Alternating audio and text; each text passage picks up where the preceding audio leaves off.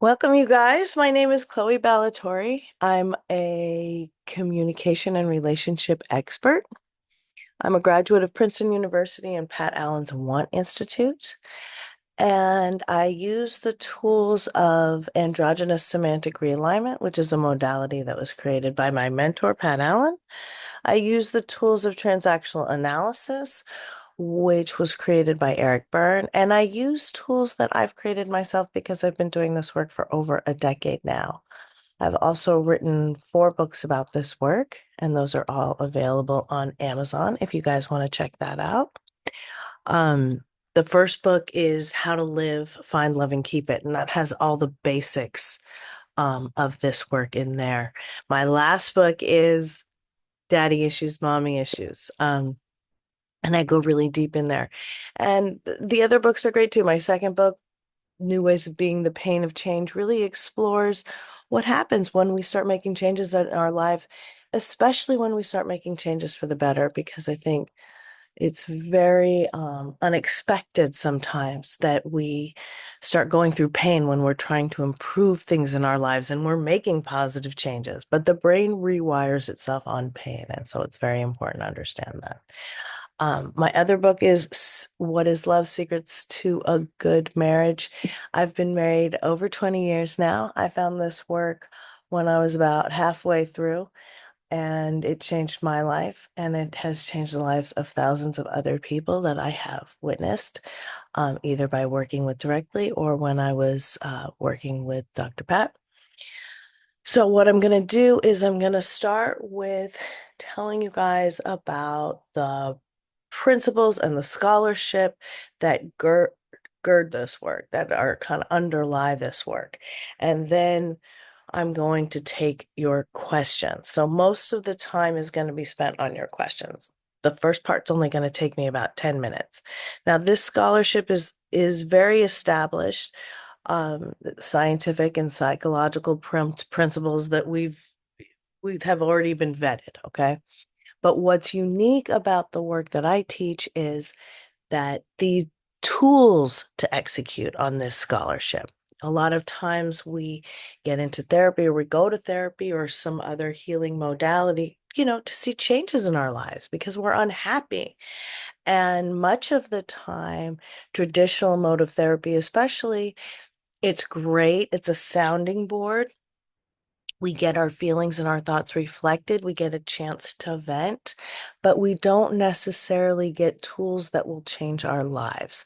And so this work is really about change, and it's really about seeing results. That's really what got me into it, as I saw an incredible transformation in a friend of mine. And she went from being a very young single mom, always struggling, to starting her own business, really making millions of dollars, marrying the guy of her dreams. I mean, it was pretty incredible in about the space of 3 years. And oftentimes with this work, you will see results very quickly. Um, so, that's what drew me in. And if it's your first night tonight and you don't quite understand everything, don't worry. It takes a lot of repetition. I know for me, I didn't understand everything, but something resonated and I heard something true that made sense to me. And so I stuck with it. Um, in addition to doing these groups on Meetup, I also teach this work a few times a year in smaller, more intense groups. And that's the link for module packages. Okay.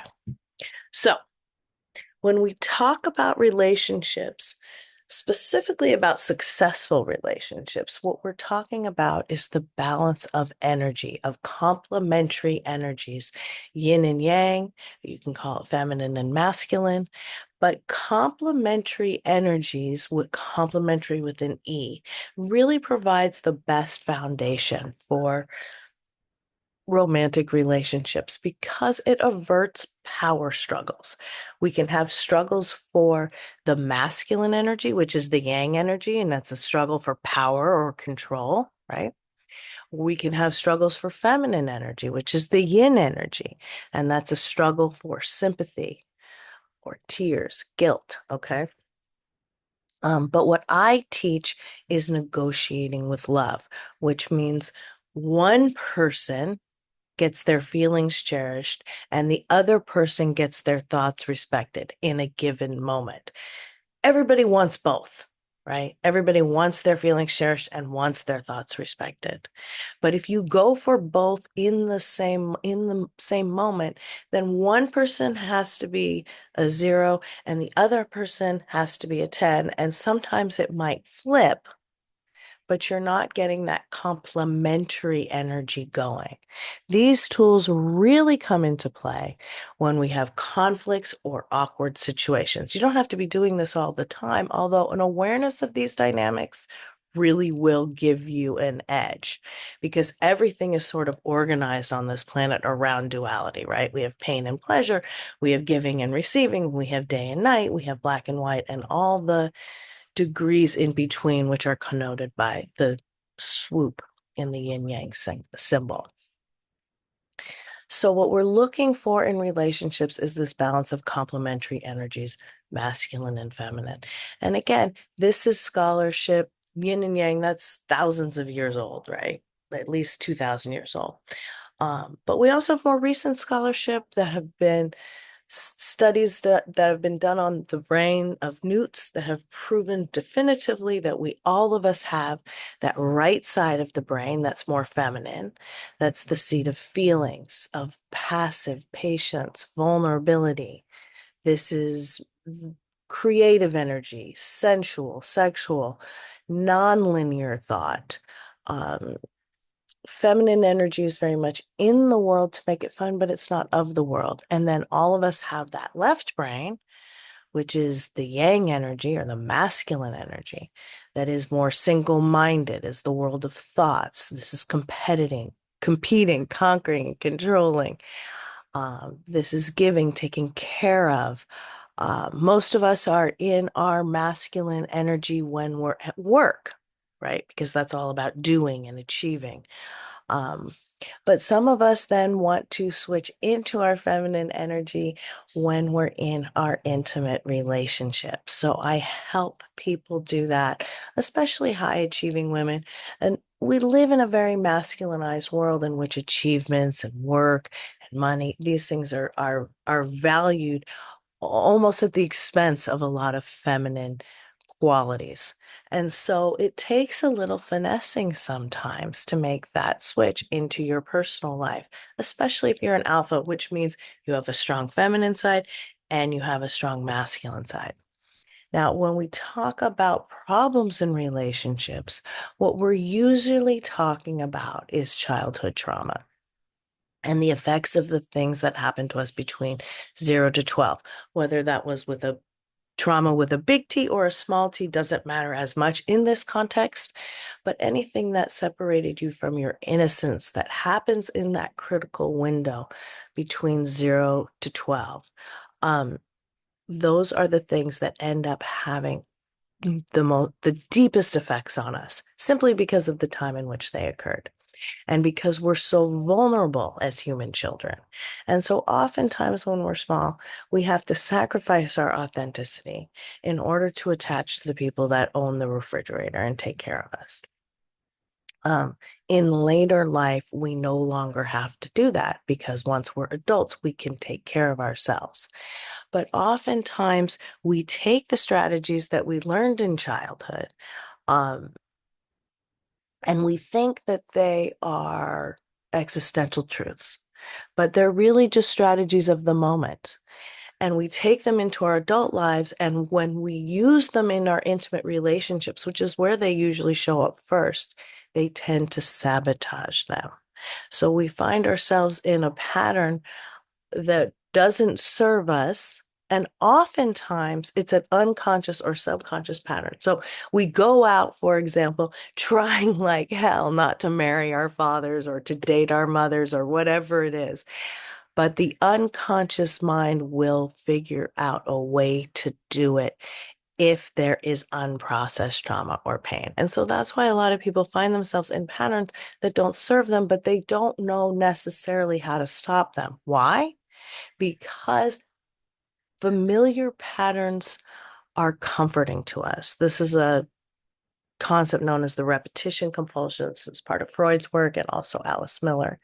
But it basically states that we're doomed to repeat that which we don't understand and that which is familiar to us. And those things that are familiar to us often bring us comfort, but they don't bring us joy and they won't bring us fulfillment. Um, so I help people unwrap those scripts, those negative childhood scripts that are getting in the way of getting what they want. That's really what this work is about uncovering what you want and then finding the way to get it. Um, so that's what your questions, even if they're not about dating and relationships, that's I can answer questions that are in other spheres simply because these principles radiate out through all of life. But my specialty is dating and relationships. Um, so that's the background of this work. Now I'm going to open it up to questions. If you have a question, you can raise your hand. You can put it into the chat. Um, Fortunately, Raul's not here. You could get Raul's attention if he was here. Okay. Wendy. Hello. Hi, Wendy. How can I help you? Good. I'm so glad I get to talk to you tonight. Unfortunately, I don't think I'm going to be able to stay, but um, so I'm supposed to meet the Los Angeles guy tomorrow, potentially. Yay! Well, well, Finally. well, I don't think it's going to happen. So, Why? well, today I guess is the last of the third Jewish holiday, and it could be that he's all tied up, but so yesterday morning, let's see, he sent his usual, hello, beautiful greeting. And he never sticks around. Like if I write back, he Hmm. doesn't write back for hours or at all. So it's a little bit Is weird. he at Anyway, work? Does he have like a regular? yes, he's a Oh, fundraiser. It's like a, big time job. And he's okay. apparently quite busy. He did tell me that if, we were the right match, he could cut back working as much as he wanted and could work from anywhere. But I don't think that's something that he can just do, you know, Right. right At the away. spur of the moment. Right. But anyway, so remember there were like three times he was going to come before that didn't work. And then um, so he sent me a little greeting, and so I wrote back, "Hi, enjoy your holiday. Yes, you can call me anytime. Could you let me know today if Friday is a go and what time so I can plan around this? That would help me a lot. Thank you." So I didn't hear from him. Yeah, that was 10 in the morning yesterday. I didn't hear from him. He didn't give his usual greeting this morning, and then at 1:15 he says, "Hi, Wendy." That's it. And I wrote back immediately, I said, "Hi." No acknowledgement of my request to update. And Okay. yeah, Okay. So are you sick of making these plans or well, you want to keep the thing trying? is that I feel really glad for the opportunity. I've changed so much with kind of letting these things roll off my back and just be patient and kind. And it didn't bother me in the beginning because it sounded like really good excuses that came up. And it was devastating for me to be home alone on those days. But I mean, that's not because of him. It's just, that's just a thing I go through kind of all the time. Right. Um, but so it was very disappointing, but I didn't feel too upset with him. But now I feel angry. And Right. what I really want is not to blow him off. I really want healing. I want to know. I mean, it's hard for me to tell if this is just my trigger or if I'm accurate that this is really rude. And I would like to hear his point of view. Like, are you aware of what you're doing? Do you see this as being really inconsiderate to someone? You know, I mean, I mean, don't you think it's inconsiderate? Well, first of all, he knows it's inconsiderate because he's already said things and made excuses in the past, right? So if it wasn't inconsiderate, then he wouldn't have had to make those excuses. Well, they weren't excuses. I mean, one of his kids was sick. He has five kids, and then his phone broke, so he didn't have his GPS. I mean, they were Okay. Right. Yeah, I mean, it's seemingly. not, I don't like to pass judgment in the sense like, oh, that was inconsiderate or that was. The point is it's making you feel bad. And the point is, he's not showing up. Whether we call it inconsiderate or unkind or flaky, it doesn't really matter. It's just that he's not able to keep commitments to you. But I don't understand it because he's so into me, like way more than I'm into him. He's just like, I mean, he's already kind of But he's decided not on because the he's not path. showing up. He's a good texter. That's it. Yeah, Because, and that's that's where the rubber hits the road is really with the actions, right? yeah. Words are nice and they're great. And I love to hear a bunch of flowery words too, but it doesn't really mean anything if it's not followed up with action. And now you guys have been talking for what? How long? I thought it was 2 months. It's really 6 weeks. 6 weeks is pretty long time to not be able to get a meeting going, right? And it sounds like you're pissed off and it sounds like you're kind of done. And you and I talked about this before. I recommend no more than 2 weeks because now you're kind of attached to this, getting this guy's texts every day, you know? And but you don't even know him because you haven't met in person. Until you meet in person, you don't even know if there's chemistry. So that's why I always like people to meet in person the very longest within 2 weeks of talking on the app. I know this was different because he lives in a different city and it takes a little bit more planning, but now it's been 6 weeks and he can't even respond. What is he waiting for something better to happen? I mean, to me, I don't think you need another explanation. His behavior tells it all. But I don't want to end up angry. I would like to have compassion. I mean, maybe he's not the right person. Maybe I'm disappointed enough that I don't want to go out with him anymore. But I would like to hear his side. Like, what are you thinking? You know, Well, is that isn't he going to say something similar to what he said before? People are patterns. my guess is he would apologize profusely. And is But I that going don't. to matter? I mean, No, I don't want the apology so much. I want to know. I really want to know what is he thinking. well, I don't know. I don't think you're going to be able to get that answer. Could I try? What would be an appropriate feminine way to try? I mean, you've already sent a message and he didn't respond. You can't force people into responding to you. You can't Well, force them into showing up. I'm guessing he's going to write late tonight or tomorrow morning and say, "So sorry, beautiful, you know, this and this," and something like that. And could I I at mean, that you can by all means like interrogate him about it. I just don't think you're going to get any answer that it will be meaningful. Like you say, I just want an answer. But what kind, why? What kind of answer? maybe he's like, "Gosh, I really didn't realize how inconvenient that is for you. I'm used to just doing things on the spur of the moment." Maybe it's more like that, or maybe it's like, "Well, on this high holy day, we're not supposed to use our cell phones," or that seems kind of ridiculous, but or maybe he's, I don't know. I don't know. I mean, I don't understand why you want to hear another excuse. I just don't. He's uh, already shown he's not showing up. If he wants to see you, can show up. Otherwise, why bother talking to him? You're just wasting time. You're wasting valuable time and energy that you could be focusing on yourself or meeting somebody else. well, not really. I mean, I'm still, talking to other people. Right, right. I just don't think it's great for your self-esteem either. Huh. You don't want to be chasing after a guy. That's not feminine at all.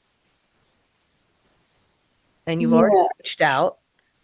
If he reaches out and has some explanation, I mean, I guess you can ask him, but then what? So then he'll say a bunch of things and then, do you see what I'm saying? I'm trying Yeah. to get to what do you actually want to have happen because I think what you want to have happen is for him to show up and for you guys to meet and fall in love, right? I mean, ideally, No, this is no, not fun. necessarily, actually. I mean, it's more like, Right, but for him to at least to show up and he's not able to do that. you mean just be present, not Yeah, necessarily. just show up like for the plan. Like be normal. Are you coming? Yes or no? I mean, you know me, I don't think I prefer you don't reach out and ask if he's coming because we're going to see if he's coming or not. You set your own deadline. Yeah, Some of I these know. little things are just bad for your self-esteem. And for you to keep chasing this guy is not building confidence. Yeah, That's all. I just think it's a fool's errand to get closure with someone like that. yeah. Okay. Um, yeah, I feel like I'm still gonna want to know, but I'll just let it Okay. go I for mean, now. you can pursue it, but I'm just saying, you know, I just don't know where that's going to lead. Yeah. Okay. Thank If you. it's going to have a different result. You're welcome. I know it's hard to hear sometimes, but it's better than wasting, more time with stuff that's not possible. Okay. Elizabeth. Hi, Chloe. Hi. How are you? How can I help you? I have a question. So I understand, like the concept of yin and yang and, everything you explained. My question is, you know, so I'm in my 40s right now, Hmm. but, most of my friends, they got married straight out of college. Like maybe they dated 1 or 2 years and boom, they were married. Now I can't say they're still married to that person now. Like I'd have to follow up with each of them. But I guess my question is I am having a hard time with the men that are my age, right? Because the thing is, I feel like, at least my experience has been, even if they're in their masculine energy, right?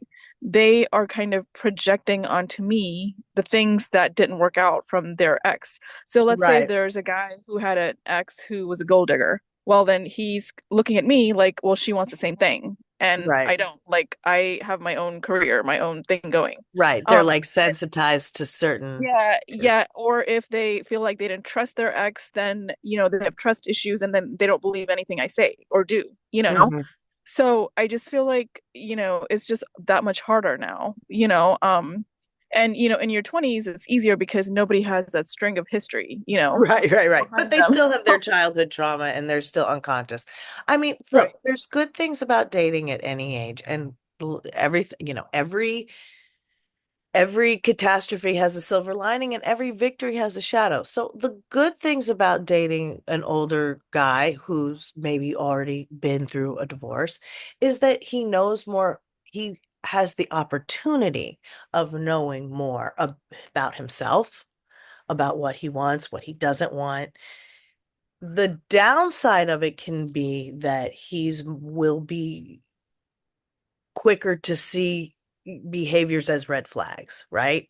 So the attention span, the patience might be shorter because he's already been through a divorce and he already knows more, right? So you might not get as much of a benefit of the doubt, which is what you're saying, because if he sees something, he's gonna know that's not acceptable. Like, for example, I'm working with somebody right now, and she is dating a guy who's divorced, and he is very quick to let her know when she is showing him disrespect. And it's hard. It's been hard for her. I don't know if they're gonna make it because she's not she I'm not sure if she's going to be able to show him the respect that he requires. Because she's got her own issues. So she's younger. So that's the downside. When you're younger, you kind of have more issues, right? Hopefully, as you get older, you're working on yourself. Now, on the other hand, some people as they get older are not working on themselves. And so their issues are getting worse. So I think it really depends on the person. And I would be hesitant to make too broad of a brush stroke about like, all older men or all younger men. I think there's advantages and disadvantages at any age. Okay. But the yang and yin energy, everything that you said, that holds true, right?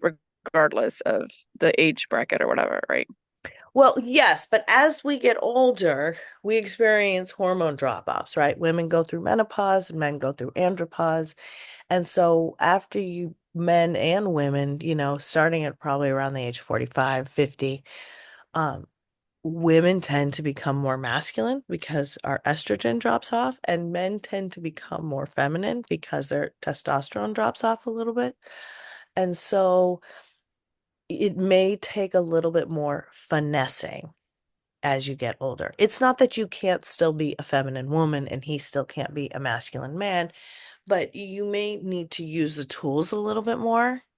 Hmm. And then, you may also need to make allowances for the fact that he's becoming older and perhaps softer, and he's going to want his feelings cherished a little more.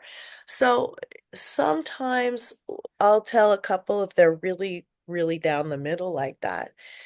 If he starts with a feeling, then you respond with a thought. And if he starts with a thought, then you respond with a feeling, so you still keep the complementary communication going when you have conflicts and awkward situations, but that allows you a little bit more flexibility. Okay. Does that make But sense? yeah, it makes sense. And the last thing was the thing with the chasing, like how the thing you were telling Wendy. Yeah. So at least that initial part, can that still apply to this? Like, Yes, absolutely. okay. I mean, and there's little tricks I can tell you, to get a man to nudge a man more into his masculine. And if you were a man, I would tell you things that where you can nudge a woman more into her feminine. If he tells you about his feelings, ask about his thoughts. That's one way. But yeah, in general, he who talks first is masculine. So y- especially during the courting, the masculine energy is going to be doing the asking out, right? And the Mhm. planning of the date and the pursuing and the chasing. Okay. Thank you so much. You are welcome. Thanks for your questions. Okay. Ryan. Hello, Chloe. Hi, Ryan. How are you? How can I help you? Well, I'm doing good. It's actually been a while. I've been on one of your previous podcasts, I think about a year and a half ago. Oh, has it been that long? Okay. Yeah. Yeah, Well, welcome back. thanks. Well, I've been trying to work on myself. I'm trying to eat right, and I'm trying to get back into the gym. And I'm trying to got some pointers about meeting girls. I've been I don't really have trying to build confidence, and I don't have a problem with trying to approach women, trying to start a conversation with women. But the problem is, I often ask myself, will I see them again? Because seeing a woman multiple times is the key to helping build trust and begin to start a relationship. So, Right. do you have any advice for that? Yeah. Okay. So is that what you're struggling with? You like go out on one date and then you can't like get a second date going or what? No, I've never been on a date before. I'm trying to meet one single woman multiple times, and that could lead to a date. Okay. Okay. So have I told you about the five flirts before? Yeah, I remember the five flirts. Have you been doing them? Yeah, I've been doing them. Smile, stare into her eyes, and then introduce them. That sort of thing. If they respond, you give them Yeah, 5 seconds of eye contact with a smile, and if they respond, that's your signal you can approach. Like if they return it with 5 seconds of eye contact and a smile. yeah. Right. Okay. Hmm. Then that's your sign you can approach. And then you can start up a conversation from there. Has Yeah. so have you been doing that and have you met anyone from doing that? Well, the problem is I'm a little hesitant on doing that because want to know if I'll ever see her again. Well, there's no way to know that beforehand, right? Unless you Right. can tell the future. I mean, most humans can't, right? Right. Or we tend to be really wrong when we try. Um, so the key is kind of like you have to just do what you go for it, you know, do what you think is right, do the right thing, put yourself out there, and then you see what happens. Then you let the chips fall where they may.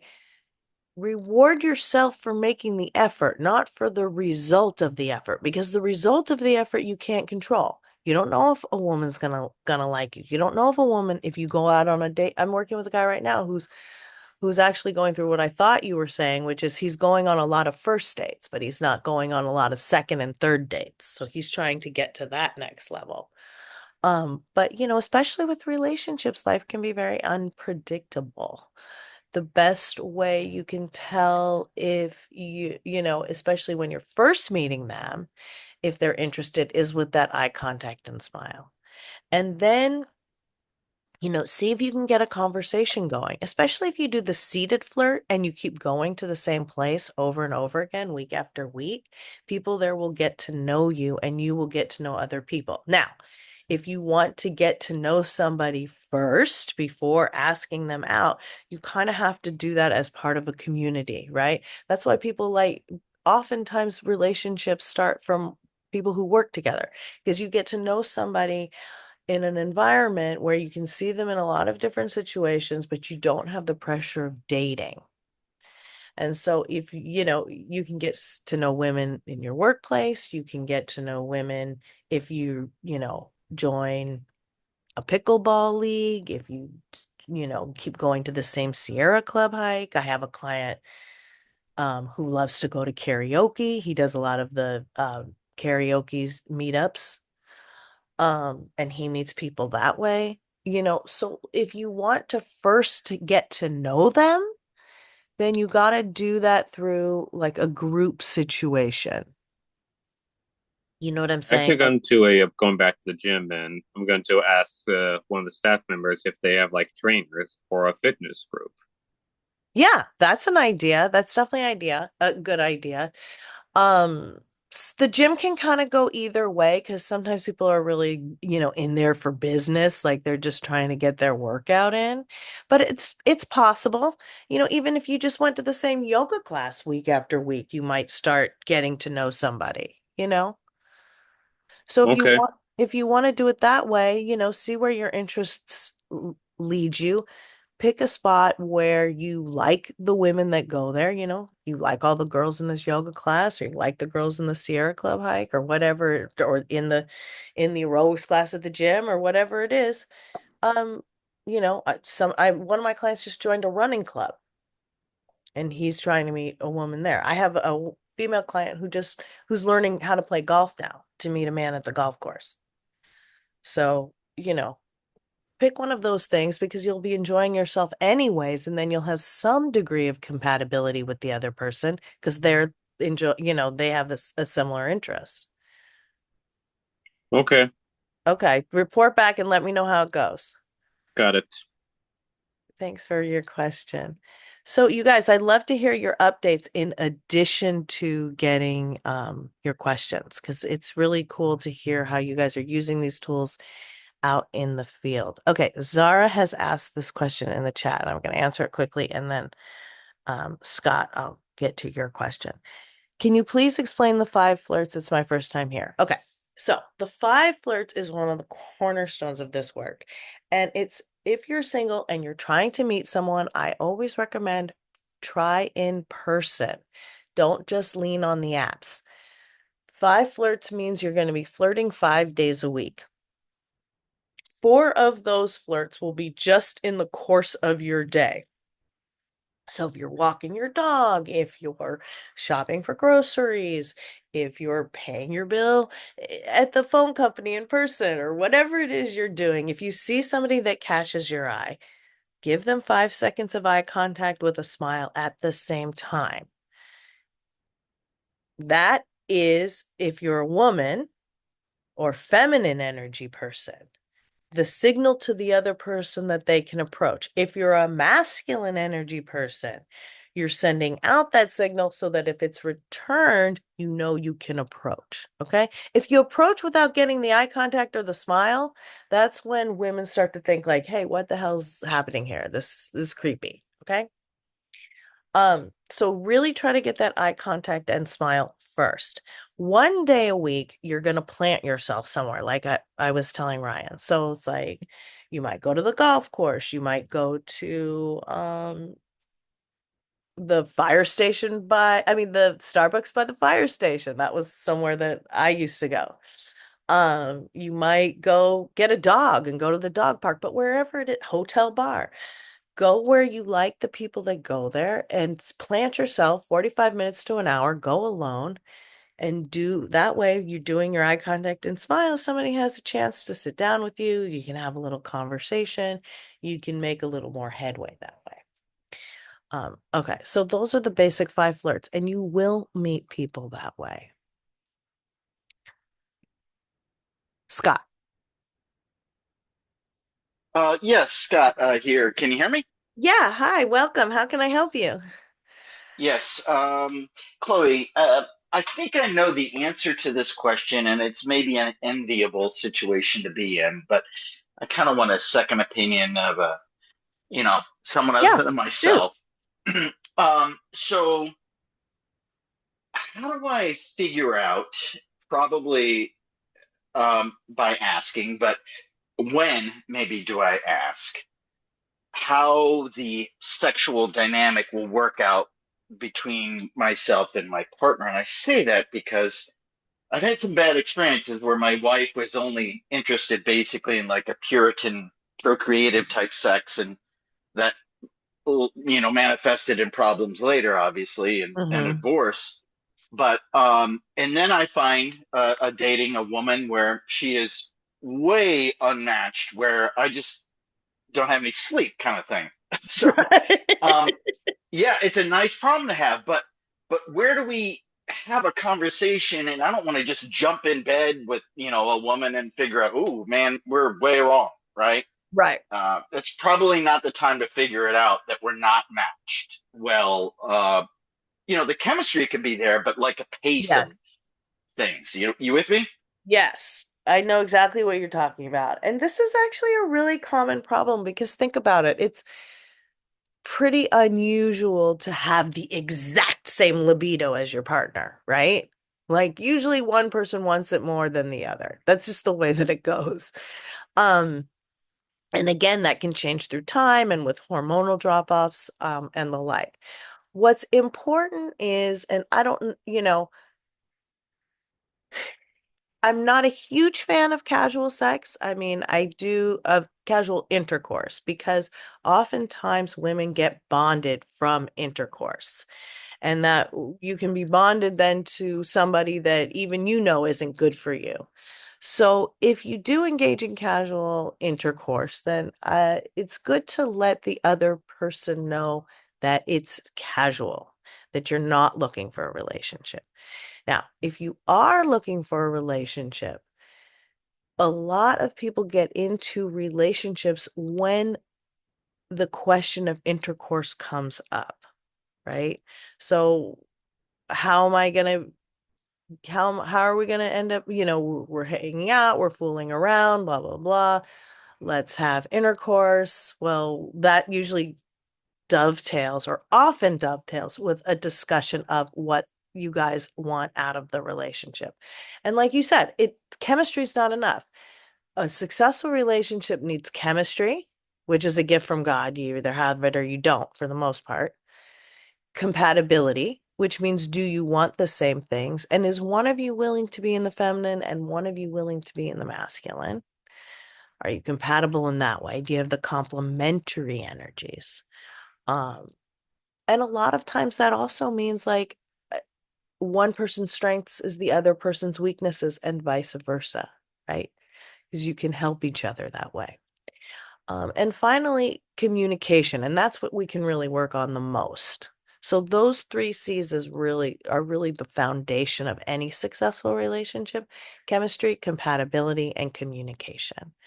Um, So, I would say probably my advice is to hold off on the intercourse until you have gotten to know the other person, to a point where you think that a relationship might be in the cards, where you want that, where you want to take that person off the table, off the apps, where you want to see that person exclusively, continuously, where you guys both are headed into um a long-term relationship headed towards marriage or not headed towards marriage. It doesn't have to be headed towards marriage, but um once you get to that point, that's kind of when usually you evaluate the intercourse. And look, in relationships there's four major areas of negotiation, and one of them is play, sexual and non-sexual. So if you're in the relationship and you're starting out, um, and it's too much for you or it's too little for you, that's when you can negotiate, right? And I have a rubric that I use for negotiation. It's called the stroke and stand. It's in my first book. But if that does come up for you, I can help you walk you through what that conversation would be like. Um, so that you make sure that you're taken care of and she's taken care of, right? I talked at the beginning about negotiating with love. And so in a relationship, you need to negotiate the play, sexual and non-sexual, money, time, and space. Those are the four main areas. And when I work with couples, we really plot those out on a sheet. You don't necessarily have to address everything at once, but certainly if you like the person, you start having intercourse with the person, you find that there's an issue there, that's when I would begin a negotiation. Does that make sense? Hmm. Yes, can you hear me, Chloe? Yeah, yeah, I can hear you now. Sorry. Kind of a corollary to that. It does make sense, the negotiating part. Mm-hmm. A corollary question. It's sensitive, but so how much time should I commit to the other person? For example, I mean, in the bedroom. For example, my brother's like, in 30 minutes, if you haven't figured out how to press her buttons, one of the two of you is doing something wrong, and you got to move on. So I don't know if there's a time where you gotta, once you've committed to the relationship and you've gone into the bedroom, like, things aren't working or they are very quickly within 30 minutes or whatever. I think that might be a little quick, you know. Sometimes it takes people a minute to relax, get to know each other's bodies, get to know each other's preferences, what turns each other on. Certainly, as we get older, it becomes a little bit more complex than when you're just young and all your hormones are like bursting and you'll pretty much have intercourse with almost anyone, right? Um, so no, I don't think, no, 30 minutes, I think that's too hasty. I think that's too hasty. I think try it out, see how it goes over a period of time. If you really like the person, you'll want to put that time in. Um, 30 minutes is not enough time. I would say at least 2 months. Does that help?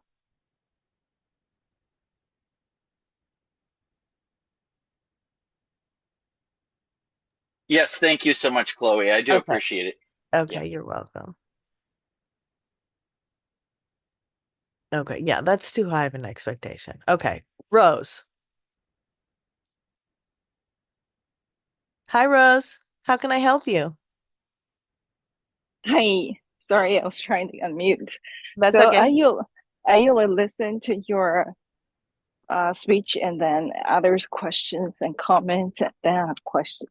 I have something to ask about. Yes, please do. So first, you're talking about the feminism and masculinism after people getting older, and I Yes. do notice that my ex changed his masculine to feminism more because one of the example, it's possible he's just tired of the relationship, but a few years ago he was saying, and at that time it's between 45 to 50, it's Mm-hmm. exactly the same age you were talking about, and he was saying, I'm tired of helping you do these things, for example, change car tires or car wash, those masculine things, Right. right?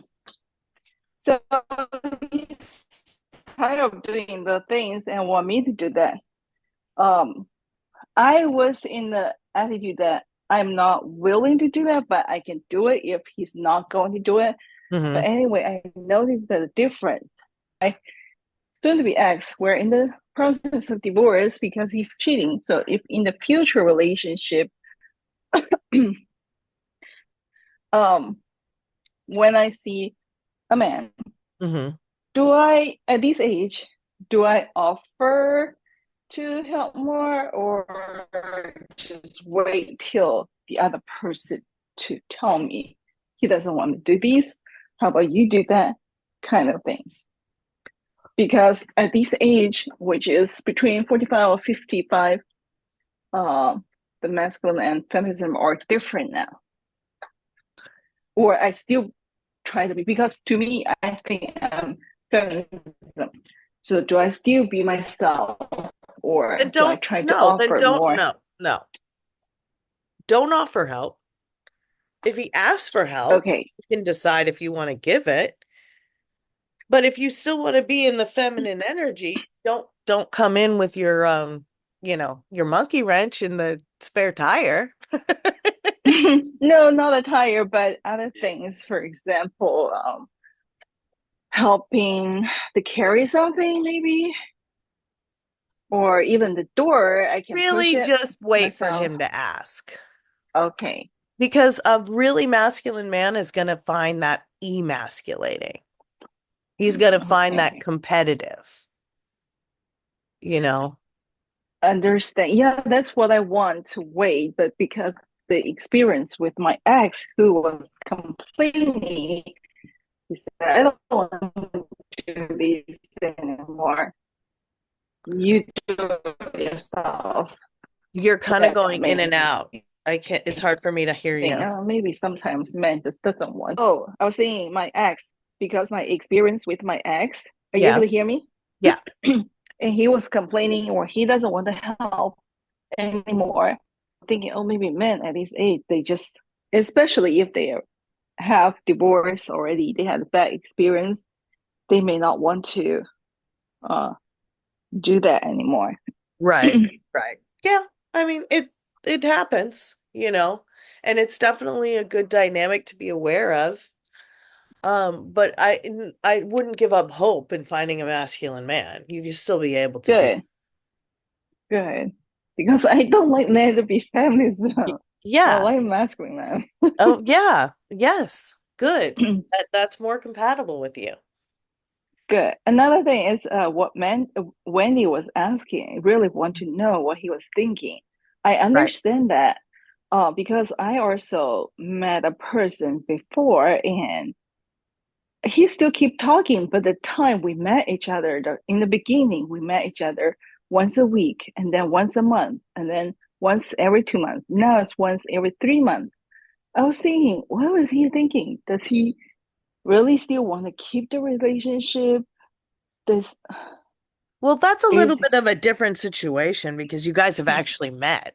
Wendy hasn't even met oh. this person, you know? So yeah, I think I understand. She may not want to know the excuse. She may want to know exactly what is he trying to do here. Right. And sometimes, sometimes people are lying. Sometimes they don't know what they're doing. Mm. Sometimes they're acting unconsciously. Sometimes they're keeping you on the line, but they're putting in minimum effort, but they're exploring other options.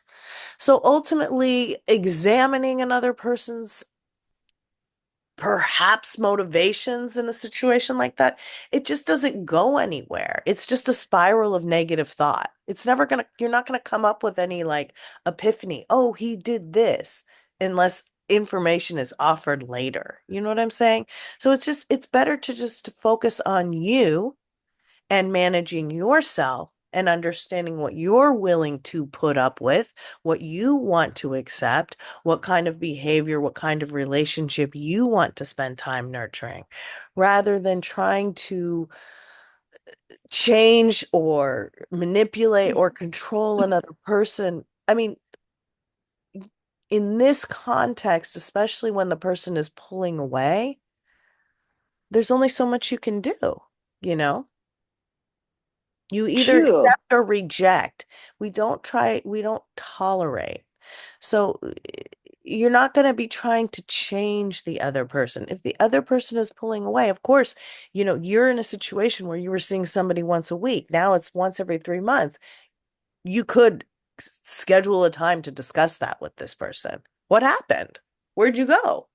That He would be was totally. saying so busy. I was thinking he said busy with kids, busy to find another job, busy at his something ceremony. I was thinking, you have the same number of children as before.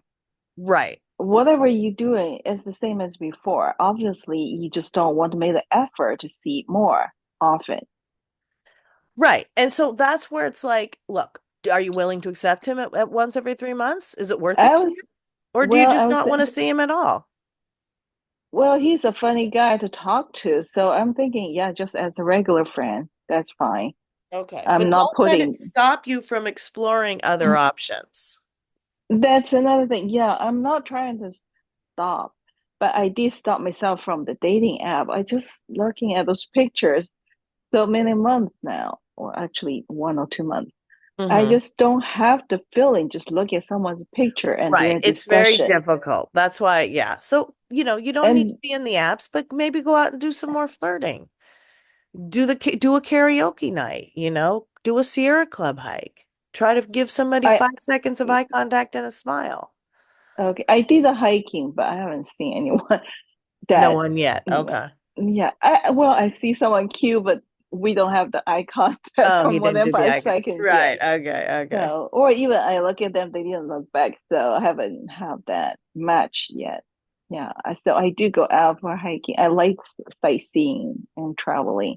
Oh, okay, Um, good. Well, that's good because, there's all kinds of stuff. And I have a client who does bike trips in like, Europe and hiking things in Asia. And, there's all kinds of like, not even just singles trips, but there's vacations offered by universities that could be like more scholarly, you would be more mm, educational oriented, or you could, do a different thing that's like more party oriented. So that's a good interest to have in terms of meeting people.